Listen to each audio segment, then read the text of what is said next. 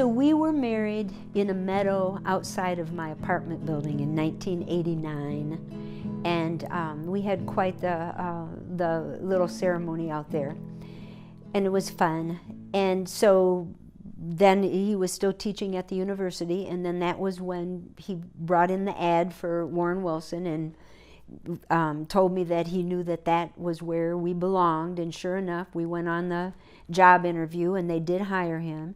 So we moved down here in July of 1991, and that is when our moving truck was bigger than the log cabin that they had rented to us. And so that was very interesting. And he began teaching, and I can remember one of my friends saying that he was the only one in the faculty that had completely read and memorized what they call the green document, which is the rules of the faculty. And in any meeting, Casey could always give the right answer because that's the way he was. He was just so conscientious and knew so much, was such an intellect. But of course, you know, the main thing was that he loved the students. And so he didn't talk about leaving the whole world of woodworking and art furniture and everything. He really, the only time he mentioned it was to compare woodworking to teaching philosophy. That chipping away the wood to see the beauty in the wood reminded him of chipping away at students' black-headed minds to help open them up to see a broader world. And now, when you read through what some of the students have said since his death, almost every letter mentions the life-changing event of being in one of John Casey's courses that broadened them and changed their lives forever. So Casey found out that he had cancer in February, just really a year ago, February in 2016. And it went fast. We didn't think it was going to be that fast. We didn't really even think it was that bad in the beginning. But I realize now that whole year and right up until the end was more about him teaching us about how to live and teaching us how to die. And so the amazing thing is, after being married to him 27 years, I really didn't completely understand the relationship that he had with his students. Not really. Until he lay dying. And what he wanted me to do was he wanted me to open the door, and he sent out a message that all the students were welcome to come and hold his hand and talk to him as he lay dying. And so we opened the door, and long lines of students lined up. And as they came through, each one of them gave me so much love. And then they wanted to hold his hand and tell him how much they loved him. And at the very end, he could even no longer talk, and they didn't care. And one of the amazing stories was I had to put a sign on the door one day because he was vomiting so much. And I said, "No more visitors today." And so a student showed up, and I found out that he had flown here from New York without telling me he was coming. And he had read that sign, and he was so dejected as he was walking away. And so my daughter went out and talked to him and found out what the story was. So she brought him in here, and I have the letter that he wrote to Casey.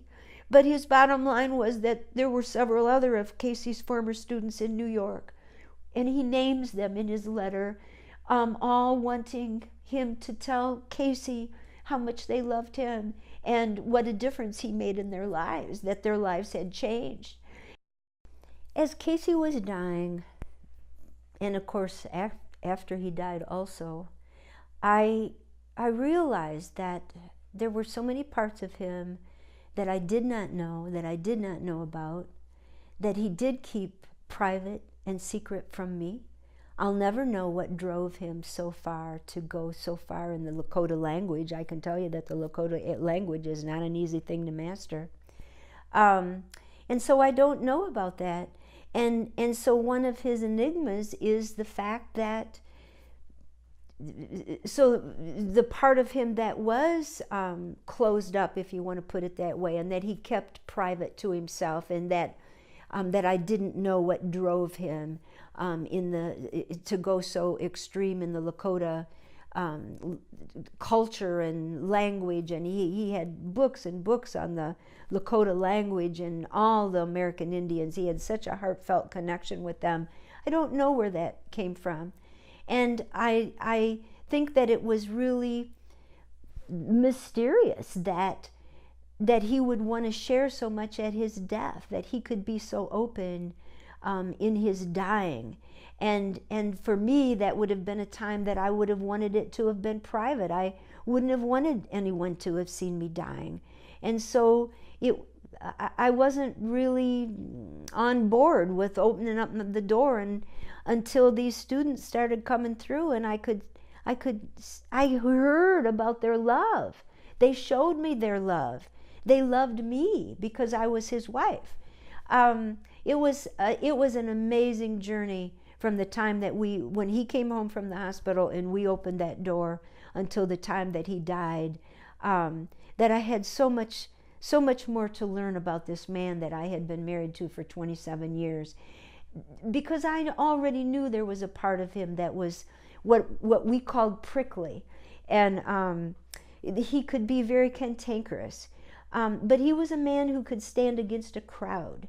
And so at Warren Wilson, there were many times that his colleagues will tell you that when everybody else wanted to see it one way, there was one man standing there against the crowd telling why that he thought it should be this other way. As Casey grew up, one of the constant things was woodworking. His father was a woodworker too. And of course, the church was a big part of their life as they moved from town to town. But, and they did expect him, his parents did expect that he would be a preacher when he grew up. So when he was 14, he did preach in a church. But after that, it wasn't long after that, when he got to be about 18, that the Vietnam War broke out.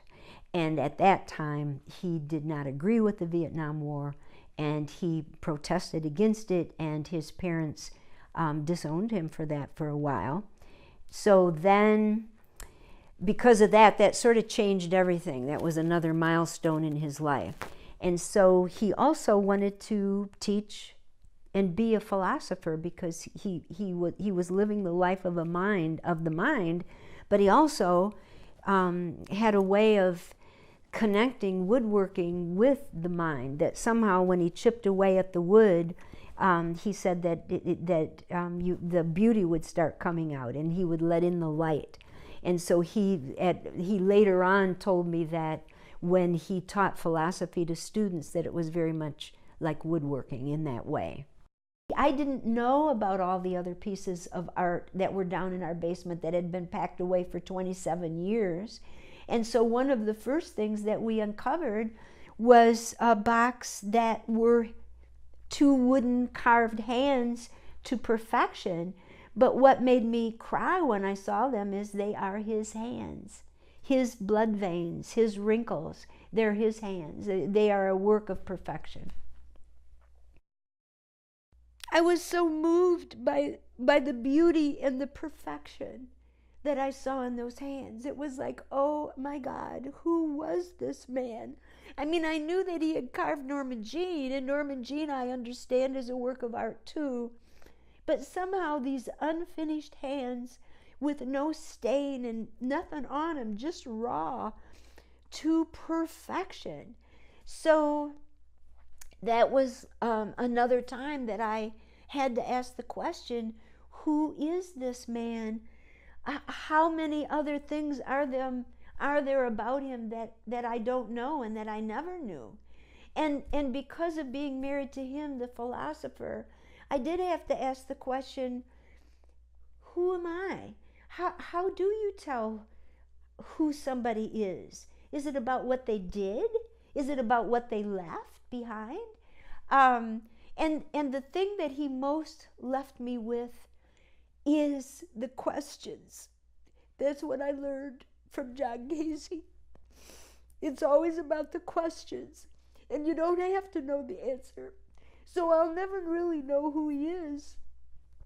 I can only just tell, and we can see all the things that he did, and we can read about what the students had to say about him. And there is how we'll look for the answers to who was John Casey. And all I know is that he has taught me about death in such a way that I understand he was ready, and he wanted to teach us, because his lesson was that he wanted us to live our lives fully engaged in whatever we were feeling. So with his death, he wanted us to be sad. He wanted me to be sad, and that is in his letter, the letter that he left for his students. And he wanted to die in such a way that he was an example of how you die. And the way that you die, my understanding of what he meant, is that you're fully engaged in the sadness. You don't try to hide it. It is part of the journey. And he wrote a wonderful letter to his students that went out to the community, and that letter has grown and been sent out to so many people, because it is about this whole thing about living in the questions and the art of dying and the art of living. And that's what Casey was all about. Well, I think actually the one thing that I haven't said that is really such a part of all this is about love. Because he loved me, he loved his students, and we all loved him.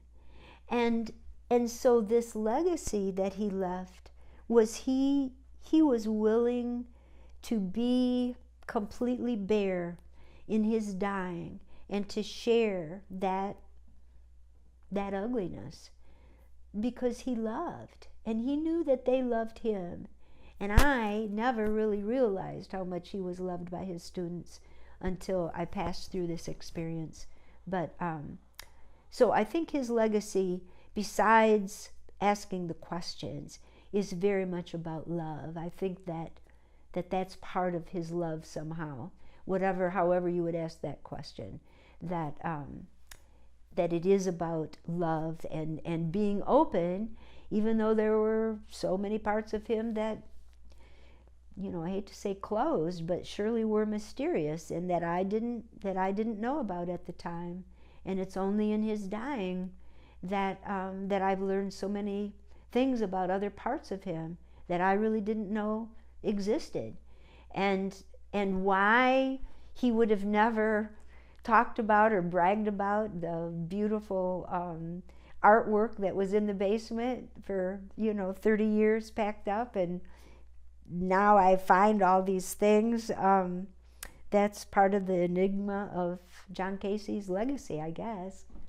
As I tell this story about John Casey and think about what is the legacy that he left for all of us, I really do believe that at least part of that answer is that we learned to live in the questions, and that the questions were what is most important.